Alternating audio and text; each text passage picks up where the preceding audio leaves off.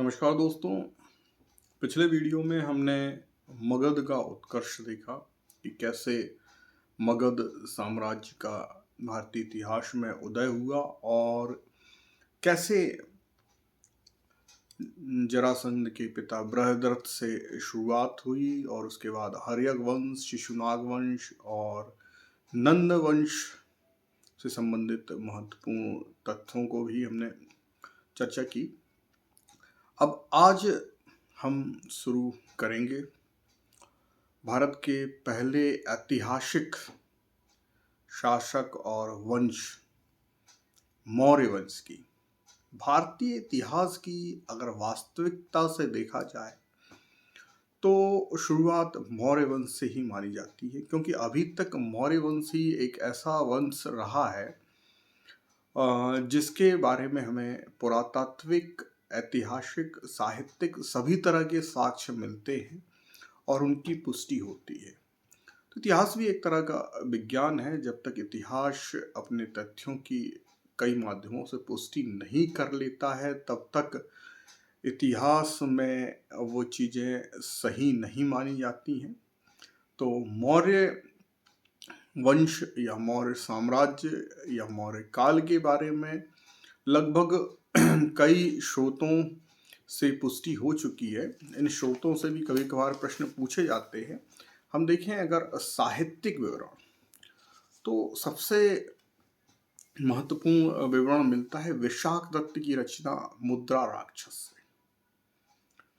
मुद्रा राक्षस, ये नाम सुनकर मुझे प्रारंभ में जब मैं तैयारी करता था तब मुझे भी लगता था कि किस तरह का नाम है, क्या किसी राक्षस का नाम है।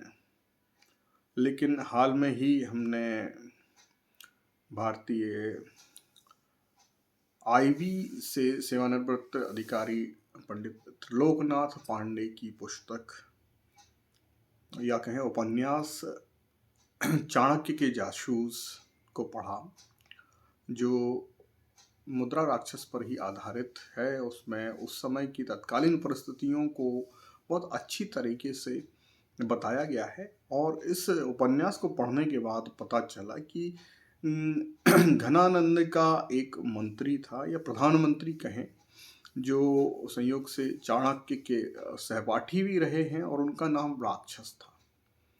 ठीक है, राक्षस शब्द सुनते ही हमारे मन में जो है नकारात्मक भाव आते हैं, जबकि राक्षस का एक अर्थ जो है रक्षा करने वाला भी है। और उसकी एक मुद्रा मतलब मोहर या सील कहें, उसके माध्यम से यह सारी गुत्थियां जो है चाणक्य ने सुलझाई और चंद्रगुप्त को जो है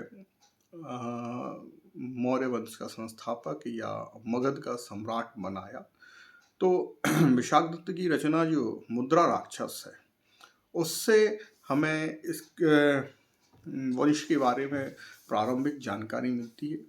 इसके अलावा जो है चाणक्य या विष्णुगुप्त या कौटिल्य का लिखा अर्थशास्त्र, हालांकि ये राजनीतिक ग्रंथ है और उस समय के प्रशासन और राजनीतिक व्यवस्थाओं के बारे में, राज्य व्यवस्थाओं के बारे में, राज्य के क्या कर्तव्य होने चाहिए, क्या अधिकार होने चाहिए, राज्य के क्या अंग है, इन सब बातों का जिक्र इस अर्थशास्त्र में किया गया है। उससे भी जानकारी मिलती है। इसके अलावा कुछ और साहित्य हैं, कथा सरित सागर और बृहत कथा मंजरी, इनसे भी जो हमें मौर्यों के बारे में जानकारी मिलती है। ब्राह्मण ग्रंथों में हमें पुराणों से भी मौर्य और चंद्रगुप्त मौर्यों के बारे में जानकारी मिलती है। धार्मिक ग्रंथों में भी देखें तो चूंकि मौर्य काल में जैन और बौद्ध धर्म बहुत अच्छे से पुष्पित और पल्लवित हुआ, तो जैन ग्रंथों और बौद्ध ग्रंथों में भी हमें इस काल की जानकारी मिलती है। अगर हम देखें बौद्ध ग्रंथों में दीपवंश, महावंश की टीका, महाबोधि वंश और दिव्य अवदान, इन ग्रंथों से हमें मौर्यों की जानकारी मिलती है।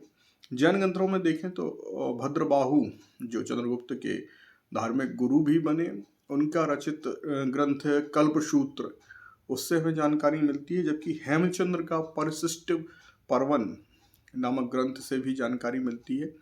इसके अलावा अगर हम देखें तो हमें विदेशी लेखकों से भी इस काल की जानकारी मिलती है। अगर देखें तो Strabo, Curtius, Diodorus, Plutarch, Justin और अरिस्टोबुलस नामक विदेशी विद्वानों ने भी जो है इस वंश के बारे में और इस काल के बारे में काफ़ी कुछ लिखा है। उनके साहित्यों से भी हमें जानकारी मिलती है। इसके अलावा अगर हम देखें तो सेल्यूकस निकेटर के राजदूत जो चंद्रगुप्त मौर्य के दरबार में कई वर्षों तक रहे, मेगास्थनीज के ग्रंथ इंडिका से भी जो है हमें तत्कालीन मौर्य साम्राज्य, मौर्य प्रशासन और पाटलिपुत्र की जानकारी मिलती है। अब अगर हम पुरातत्व की बात करें तो सिर्फ मौर्य वंश की ही बात ना करें, पूरे विश्व में अगर हम देखा जाए तो अशोक के शिलालेख जो पूरे उसके साम्राज्य में विस्तृत थे, लगभग 37 शिलालेखों से हमें अशोक और उसके शासनकाल के बारे में बहुत अच्छे से और विस्तार से जानकारी मिलती है। इसके अलावा रुद्रदामन का जूनागढ़ अभिलेख भी हमें मौर्य शासकों की जानकारी देता है।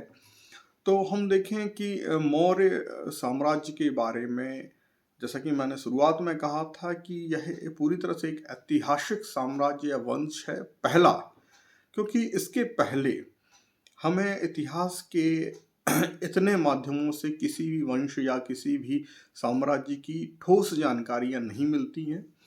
तो इस तरह से हम देख सकते हैं कि भारत का पहला ऐतिहासिक साम्राज्य मौर्य साम्राज्य है, पहला ऐतिहासिक वंश मौर्य वंश है और पहला ऐतिहासिक सम्राट चंद्रगुप्त मौर्य है।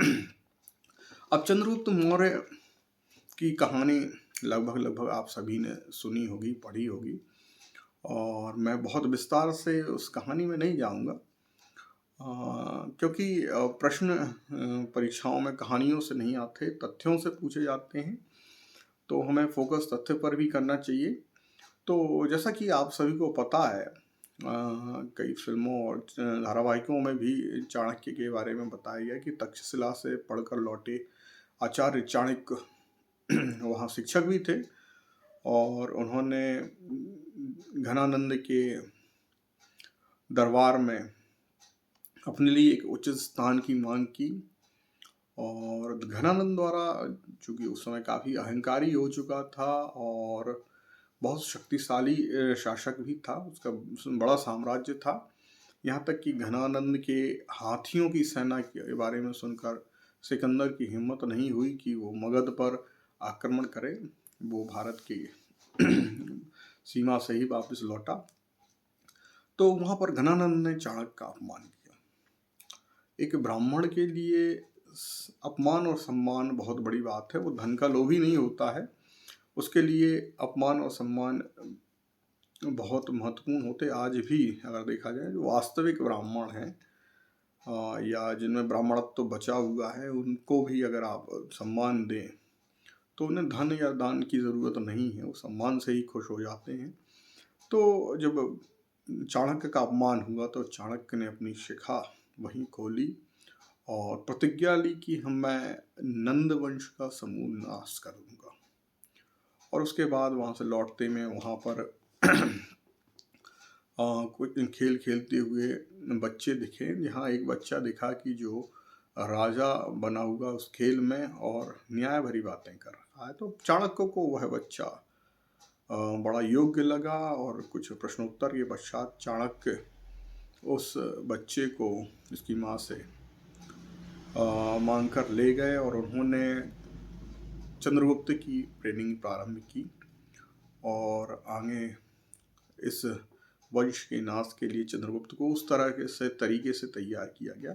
अब इतिहास में चंद्रगुप्त के जाति के बारे में भी बड़ा विरोधाभास मिलता है, जहाँ ब्राह्मण साहित्य जो है चंद्रगुप्त को निम्न कुल का बनाते हैं या शूद्र बताते हैं।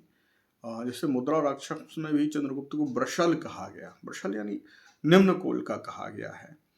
तो वहीं जैन ग्रंथ और बौद्ध ग्रंथ जो है चंद्रगुप्त को क्षत्रिय बताते हैं। इसके अलावा एक प्रसिद्ध इतिहासकार हुई हमारे देश में रोमिला थापर जी। चंद्रगुप्त को रोमिला थापर जी ने चंद्रगुप्त को तो वैश्य बता दिया। शायद गुप्त से उन्होंने अर्थ गुप्ता जोड़ा होगा। वर्तमान में गुप्ता लोग जो है वैश्य समाज में आते हैं। तो ये तथ्य चर्चा करना इसलिए है कि कई बार उनसे प्रश्न पूछे जाते हैं कि किसने चंद्रगुप्त को क्या बताया। हालांकि हमारा उद्देश्य उस विषय पर विवाद करना नहीं है। चंद्रगुप्त किसी भी कुल के हों, हमारे लिए भारत के प्रथम ऐतिहासिक सम्राट है और उनसे महत्वपूर्ण प्रश्न पूछे जाते हैं। और 305 ईसा पूर्व में चंद्रगुप्त और सिकंदर के सेनापति सेल्यूकस निकेटर का युद्ध हुआ। उस युद्ध में चंद्रगुप्त की विजय हुई। ठीक, ध्यान रखें, कई लोग कंफ्यूज रहते हैं कि चंद्रगुप्त ने सिकंदर को हराया था। तो वहाँ मैं स्पष्ट करना चाहूँगा कि चंद्रगुप्त के शासक बनने के पूर्व ही सिकंदर की मृत्यु हो चुकी थी और सिकंदर भारत से वापस लौट चुका था और रास्ते में ही उसकी मृत्यु हो गई थी। सिकंदर के बारे में कहा जाता है कि यह एकमात्र विश्व का शासक है जिसका जन्म एक महाद्वीप में, मृत्यु दूसरे महाद्वीप में और दफनाया गया तीसरे महाद्वीप में। तो यहाँ बताने दें कि सिकंदर यूनान के मकदूनिया का था जो यूरोप महाद्वीप के अंतर्गत आता है। मृत्यु उसकी भारत से लौटते समय एशिया महाद्वीप में हुई और उससे मिस्र के अलेक्जेंड्रिया शहर में दफनाया गया। तो मिस्र अफ्रीका में आता है। तो इस तरह से यह अनोखा तत्व सिकंदर के नाम से जुड़ा हुआ है। हालांकि सिकंदर का वास्तविक नाम अलेक्जेंडर था और अलग अलग नाम अगर हम देखें तो भाषाओं में भिन्नता और उच्चारण भिन्नता के कारण जो है लोग अलग अलग नाम कहते हैं। तो भारत में उसे सिकंदर कहा गया।